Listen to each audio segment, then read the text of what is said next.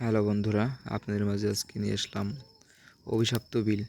যে বিলে চারপাশে পুকুর, তারই ছাড় দিয়ে বট গাছ, তারই পাশে অলগে একটা রাস্তা, যে রাস্তায় মানুষ চলাচল একটা সময় করত। এখন সে চলাচল করার মানুষের সাহস নেই, নেই বললেই চলে। চলুন বন্ধুরা, সেই রাস্তার গল্পটি আপনাদেরকে মাঝে তুলে ধরবো। যেটা আমাদের সাথে ঘটছে। এইগুলো ঘটনাগুলো আমাদের সাথেই ঘটছে, আমি সেগুলো আপনাদের কাছে তুলে ধরবো। চলুন বন্ধুরা, শুরু করা যাক। আমি আর আমার কাকায় একটা মোটর সাইকেল নিয়ে বেরোইছি। বেরোনোর পরে একটা অনেক দূর ঘুরে আমরা সেই জায়গায় আমরা পৌঁছে গেছি, যে একটা প্রোগ্রাম ছিল আমাদের। সেই জায়গায় প্রোগ্রাম করে রাত প্রায় 2টার মতো বাজছে। তখন আমরা বললাম যে আমাদের প্রোগ্রাম শেষ, যেহেতু আমরা চলে যাই। আমি আর আমার কাকা, আমাদের সাথে মোটর সাইকেল ছিল একটা। সেই মোটর সাইকেলটা নিয়ে আমরা রাত 2টা-2টার দিকে আমরা রওনা হলাম, যে চলো তাহলে আমরা বাসায় যাই। মোটর সাইকেলে তেমনটা তেলও ছিল না, তেল ছিল মোটামুটি আসার মতো। পরে আমার কাকাই বললো যে কাকা, আমি একটা রাস্তা চিনি, মানে বিলের সাইড দিয়ে রাস্তাটা অনেক কাছে হবে আমাদের বাসায় যেতে, চলো যাই ওই দিক দিয়ে যাই। আমি ভাবছি যে যেহেতু আমার গাড়িতে তেল কম, সেক্ষেত্রে চলো যাই, আমরা ওই দিক দিয়ে যাই। সেই তারপর বললাম যে কাকা, আমি তো রাস্তাটা চিনি না, তুমি যেহেতু চিনো তুমি বাইকটা চালাও। কাকা আবার তোরা বাইক মানে এক্সপার্ট না, মোটামুটি পারে, মানে এতটা এক্সপার্ট না। সেই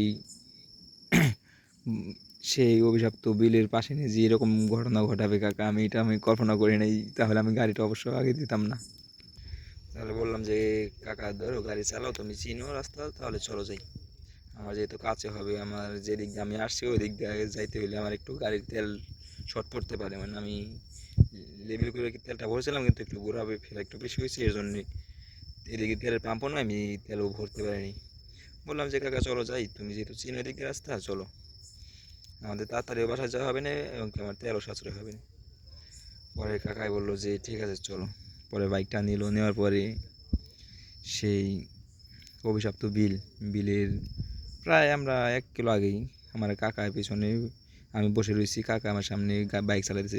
কাকা আমার তখন আমার একটা বলতেছে যে কাকা, এই অভিশপ্ত বিলে কিন্তু অনেক অনেক ভয়ঙ্কর ঘটনা ঘটে। আমি ভাবছি যে একটা মোটর সাইকেল বাইকারের পেছনে চললে অবশ্যই সে কিছু না কিছু গল্প বা প্রায় সময় কিন্তু এগুলো করে, সবাই কিন্তু কম বেশি করে। ভাবছি এরকম কোনো একটা গল্প করতেছে, আমি মানে এতটা আগ্রহ দিই। যে কোনো যে কোনো রাইডারের সাথেই চলতে গেলে দেখবেন পেছনে যেই বসবে তাকে রাইডারে অবশ্যই কিছু কিছু না কিছু বলবে। আমি এতটা ভাবি নাই যে কাকা হয়তো বলতেছে যে এরকম এরকম অভিশপ্ত বিল। আমি ভাবছি যে একটা সময় ছিল অভিশপ্ত বিল, একটা সময় তো অনেকই ছিল, দাদাদের কাছে মুখ অনেক শুনছি, অনেক কিছুই ছিল। আমি পরে এইভাবেই বললাম যে ঠিক আছে কাকা, সমস্যা নাই, চলো যাই। কাকাই বলে যে এদিক দিয়ে অনেক মানুষ ভয় পায়, মানে আমরা অনেক রাস্তা আনার পরে তারা বলতেছে অনেক মানুষ ভয় পায়। আমিও একটু একটু ভয় পাই, কিন্তু আমি তো জানি না, আমি যেহেতু এত দূর চলে আসছি, আমি এখন আর চাইতেছি না গাড়িটা ব্যাক করার জন্য। আমি যেহেতু এত দূর রাস্তা চলে আসছি, এখন আমি পিচ দিয়ে যদি যাই, আমি সেক্ষেত্রে আমার তেলে হবে না, কারণ রাত বাজে 2টা-2:30টার মতো। এখন ভাবলাম যে সমস্যা নাই, এই সমস্ত বিষাক্ত বিল বা নানা দাদার কাছে অনেক কিছু শুনছি যে এরকম এরকম ঘটনা ঘটে বা ঘটছে, আমি দেখিনি নিজের চোখে অবশ্য।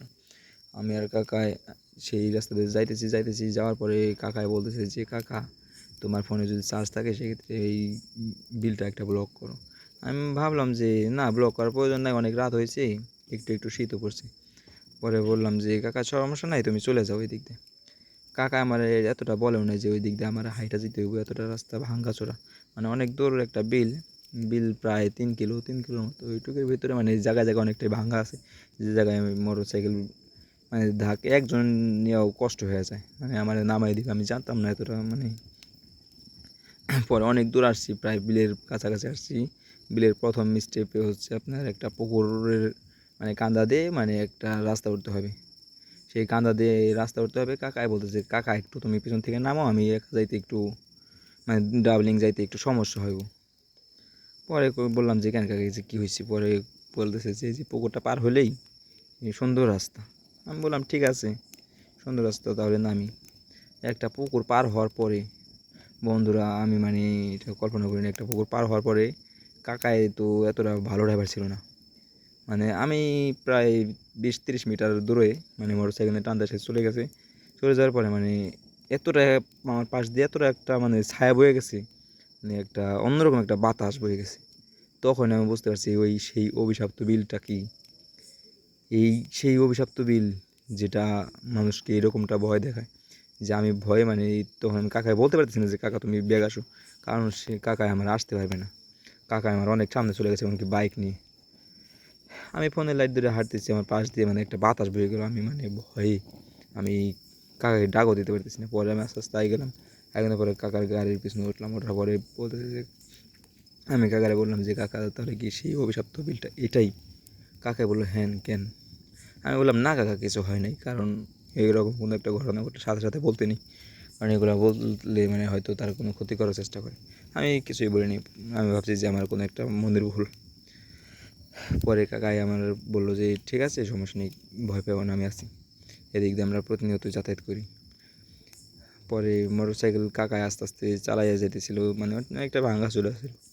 কয়েকটা পুকুর পার হয়েছি। কয়েকটা পুকুর পার হওয়ার পরে মানে কেমন যেন একটা সাইড দিয়ে একটা বাতাস বইতেছে, মানে বিন বিন বিন বিন করে একটা বাতাস বইতেছে, কিন্তু একটা বট গাছের ভিতরে একটু বাতাসটা মানে অন্যরকম একটা শব্দ।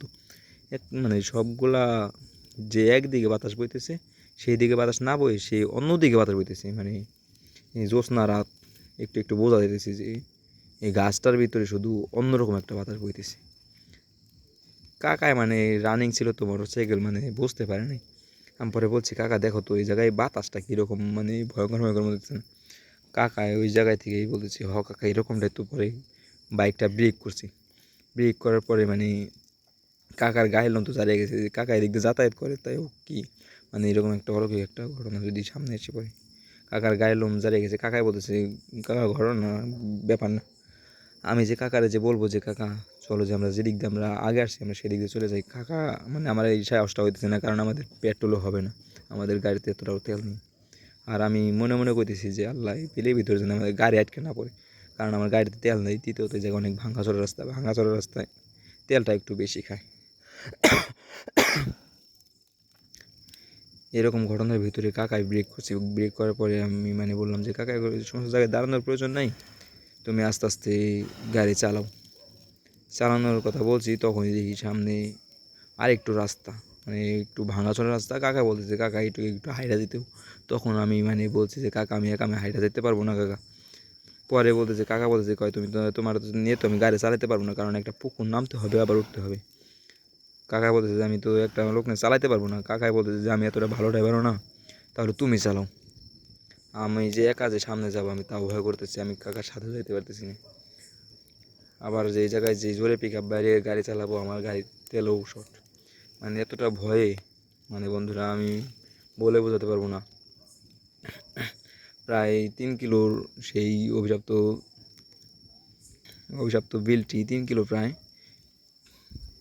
3 কিলোর প্রায় আমরা 1 কিলো আসছি। 1 কিলো আসার পরে মানে কাকাই বলতেছে কাকা আমাদের কি দিক দিয়ে আসা ঠিক হয়েছে? আমি বলতেছি কাকা আমি তো চিনি না দিক দিয়ে রাস্তা, তুমি আমার যে দিক দিয়ে নিয়ে আসছো আমি তো কিছুই বলতে পারতেছি না, তুমি না বললা যে সোজা রাস্তা। আমার তখন একটা মনের ভিতরে একটা ভয় ঢুকে গেছে, এটা কি আমার কাকা নাকি অন্য কোনো ছল ধরে আসছে।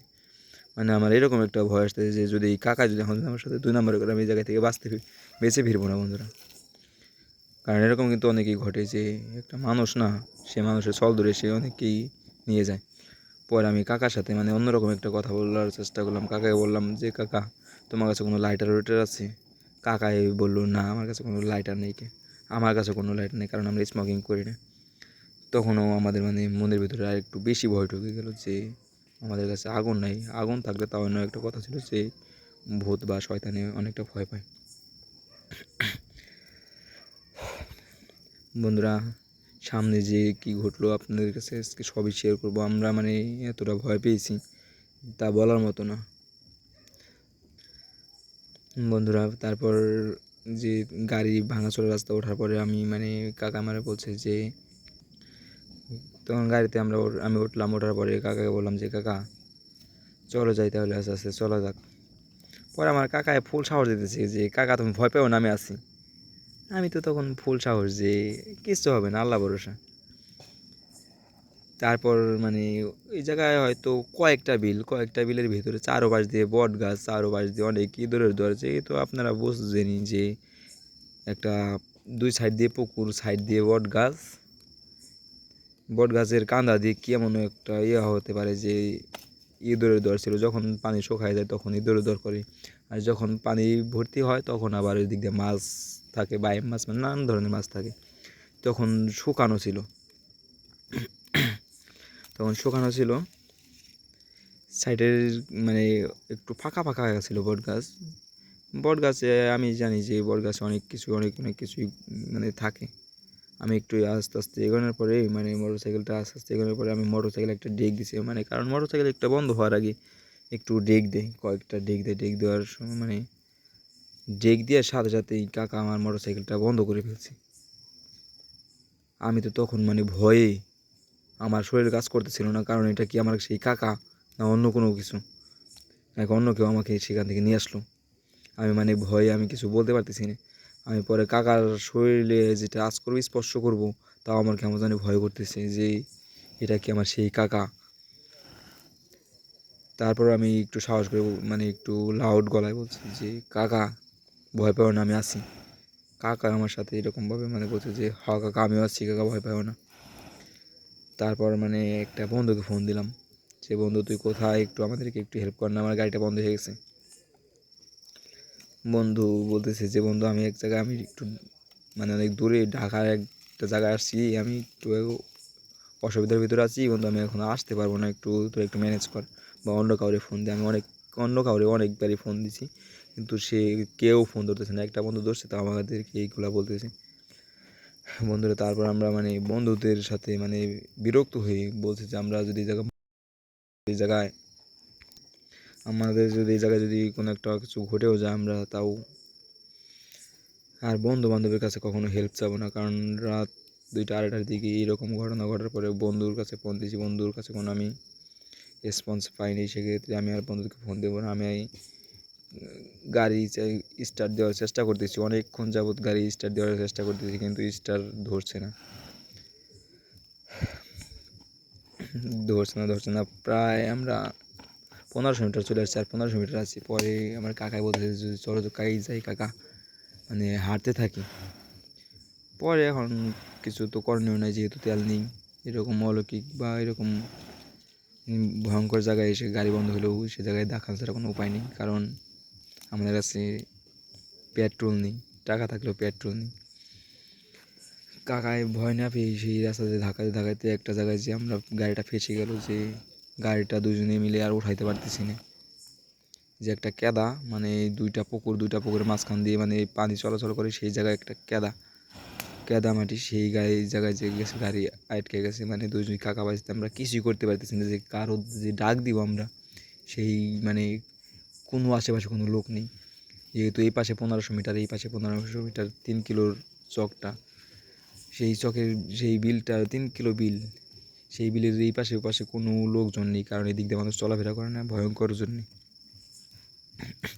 কাউরে বললেই সহযোগিতা করবে না। আমি আর কাকায় তো অনেকক্ষণ চেষ্টা করার পরে গাড়িটা উঠাইতেই পারতেছি না। এই পিছের চাকা এমনভাবে গিরে গেছে, পিছের চাকা প্লাস সামনের চাকা দুটা গিরে গেছে। কাকায় কতক্ষণই করে পরে আমার হাতে দিছে যে কাকা তুমি একটু গাড়িটা ধাক্কাও। কাকা একটু সাইডে গেছে যে আমি একটু প্রসাব করে নিই। তখনও আমার পাশ দিয়ে একটা বাতাস বয়ে গেছে, এমন একটা বাতাস বয়ে গেছে যে বাতাসটা আমি কাকাকে আমি বোঝাইতে পারতেছি না যে কাকা এই জায়গায় কি এমন আমার সাথে ঘটতেছে, তোমার সাথে কি এগুলো ঘটতেছে। আমি জানি না কাকার সাথে ঘটতেছে কিনা, কারণ কাকার সাথে ঘটলে কাকাই আমাকে অবশ্যই বলতো, কিন্তু আমার কাছে কেন এতটা ঘটতেছে, এটা কি কাকার কি, এটা আমার কি সত্যিই কাকা? আমার কেমন যেন ভয় লাগতেছে। আমি বলতেছি যে আমি কি বাসায় ফিরতে পারবো? পরে কাকায় প্রস্তাব করার পরে আসার পরে কাকা বললো যে কাকা ভয় পাও না, সমস্যা নেই, কিছু হবে না। মনে অনেকটা সাহস রেখে মোটরসাইকেল ধাক্কাইতে প্রায় আরও 1 কিলো চলে আসছি। প্রায় আমাদের আর বাকি আছে আরও 1500 মিটার, 1500 মিটার না, আমাদের আর বাকি আছে 500 মিটার। সেই 500 মিটার আসতে আসতে প্রায় আমাদের 3টা 3:30টার মতো বেজে গেছে, কারণ ওইটুকু রাস্তা ভাঙাচোরা। কারণ মোটরসাইকেল চালিয়ে আসলে আমাদের অনেকটাই তাড়াতাড়ি আসতাম, কিন্তু ওই জায়গায় আমরা চালিয়ে আসার ওই সিস্টেম ছিল না। একে তো তেল শেষ, দ্বিতীয়ত ওই জায়গায় ভাঙা রাস্তা অনেকটাই। বন্ধুরা, এই জায়গায় এমন এমন অলৌকিক কিছু দেখা যায় যেগুলা মানে বলার মতো না, যেগুলো আমার সাথে ঘটছে সেগুলো আমি কাকার কাছে আমি তখনও বলিনি, কারণ ওই সময় যদি বলতাম কোনো একটা ক্ষতি করার চেষ্টা করতো, আমি এর জন্য কিছু ওই বলিনি। বন্ধুরা, এই জায়গার অনেক অনেক ভয়ঙ্কর কিছু ঘটে, কিন্তু আমার কাছে সাথে এইটুকু ঘটছে বন্ধুরা। বন্ধুরা, আমরা যে অবশেষে এই 500 মিটার মোটরসাইকেল আস্তে আস্তে ধাকাইতে আমি বলছি যে কাকা, আমি একটু ক্লান্ত হয়ে গেছি, তুমি একটু মোটরসাইকেল একটু ধাকাও, কারণ কাঁচা রাস্তা ভাঙা চলা রাস্তা দিয়ে গাড়ি ধাকানো অনেকটা মানে টাফ ব্যাপার হয়ে যায়। আমি বলছি যে কাকা, তুমি আস্তে আস্তে একটু ধাকাও। পিছন থেকে কি চিরে জানি একটা অন্যরকম একটা বাতাস পিছন দিয়ে একটা বয়ে গেল। সেই বাতাসটা শুধু আমি নয়, কাকাইও মানে অনুভব করতে পারছে যে আমাদের পিছন দিয়ে একটা বাতাস বয়ে গেছে। কাকা আমাকে বলতেছে না যে, কারণ আমি ভয় পাবো এর জন্য আমার কাকাই বলতেছে না যে পিছন দিয়ে একটা বাতাস বয়ে গেছে, তুই কি দেখতে পারছিস। কাকাই ভয় এটা বলতে পারছে না যে আমি যদি ভয় পাই, কারণ কাকা অনেক সাহসী, কাকা এগুলা দেখে মানে ভয় পায় না। আমি যদি ভয় পাই এর জন্য আমার কাকাই বলতেছে না। কাকার সাথে হয়তো অনেক ঘটনা ঘটছে, কাকা আমাকে মানে বলতেছে না। বন্ধুরা, দুই কাকা বাসতে সেই রাস্তা দিয়ে আমরা যাইতে লাগছি, যাইতে প্রায় আমাদের আরও 300-400 মিটারের মতো আছে। বলতেছে যে কাকা, আমিও অনেকটা হাঁপাই গেছি, কাকা একটু ওই জায়গায় রেস্ট করে যাই। কাকায় অবশ্যই স্মোকিং করে না, তারপরেও রেস্ট করার কথা বললাম। এটা ভেবেও আমি মানে অনেকটাই ভয় লাগতেছে। কাকায় কারণ ওই জায়গায় অনেকটা ভয় পাইছে যে একটা বাতাস বের গেছে। কাকায় ভাবছে যে আমি ওই বাতাসটা মানে অনুভব করতে পারিনি। কাকা যেটা ভাবছে যে আমাকে যদি বলে আমি অনেকটা ভয় পাইলে কাকাকে হয়তো অনেকটা ভয় দেখানোর চেষ্টা করবো, যে কাকার সাথে আমি অন্যরকম বিহেভ করবো। এই জন্য কাকা আমাকে কিছুই বলেনি। আমিও কিন্তু ভয় পেয়েছি, মানে এই একটা বাতাস বয়ে যাবে আমাদের পাশ দিয়ে, আমি সেটা অনুভব করবো না, কারণ এরকম একটা ভয়ঙ্কর জায়গাতে নিয়ে আসছি। আমি আমার লাইফে জীবনে প্রথম এই রাস্তাতে আমি গেছি, কাকার কথা মতো গেছি। কাকাই আমাকে ভয় না দেখিয়ে আমার আস্তে আস্তে নিয়ে আসলো। নিয়ে আসার পর প্রায় আমাদের আরও 300 মিটার পরেও মানে আর প্রায় 300 মিটার আছে, সে জায়গায় আমরা বসে জায়গায় বট গাছের নিচে আমরা বসে জিরাইতেছি মোটরসাইকেল ধাকাইতে। পরে একটা বন্ধু ফোন দিয়েছি যে হ্যাঁ বন্ধু, ফোন দিছিলা। পরে আমি বলছি না বন্ধু, এমনি সমস্যা নেই, ফোন দিয়েছিলাম এমনি একটু দরকার ছিল। পরে বলে যে কী দরকার। পরে আমি বলছি যে না বন্ধু, সমস্যা নেই, সিচুয়েশন হয়ে গেছে। পরে ঠিক আছে, কোনো সমস্যা নেই, ফোন দিস। পরে বলছে ঠিক আছে বন্ধু। পরে আমি বললাম যে ফোন কাটার পরে বললাম যে বন্ধু, তুমি তো ফোন দিছো ঠিক আছে, কিন্তু বন্ধুর মতো আমি বন্ধু পাইনি। বন্ধুর মতো আমি কাকাটাকে পাইছি, যে আমাকে মানে এই ভয়ঙ্কর জায়গায় এরকম অলৌকিক বাতাস দেখে আমাকে নিজেকে বলে নাই যে আমি ভয় পাবো দেখে। এরকম এর উপরে কোনো বন্ধু হতে পারে না। বন্ধুরা, আমাদের আর প্রায় 300 মিটার আছে। 300 মিটার যেতে আমাদের হয়তো খুব সময় লাগবে না বন্ধুরা।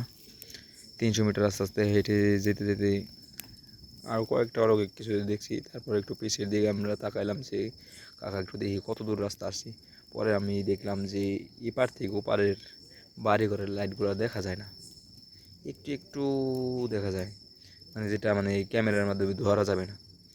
আমি পরে ভাবলাম যে আল্লাহ, তুমি যে আমাদের এই দিক দিয়ে নিয়ে আসছো, আমি মানে হাজারো শুকরিয়া, কারণ এই দিক দিয়ে এতটাই ভয়ঙ্কর যেটা আমি মানে বলে বোঝাতে পারবো না। তখন আমি কাকাকে বলিনি যে তুমি আমার এত ভয়ঙ্কর জায়গাতে নিয়ে আসলে কেন, কারণ কাকা যেহেতু নিয়ে আসছে সেই দিক দিয়ে আমি আর কাকার উপরে কথা বলতে চাইতেছিলাম না। বন্ধুরা, আজকের ভিডিও এই পর্যন্তই। Next topic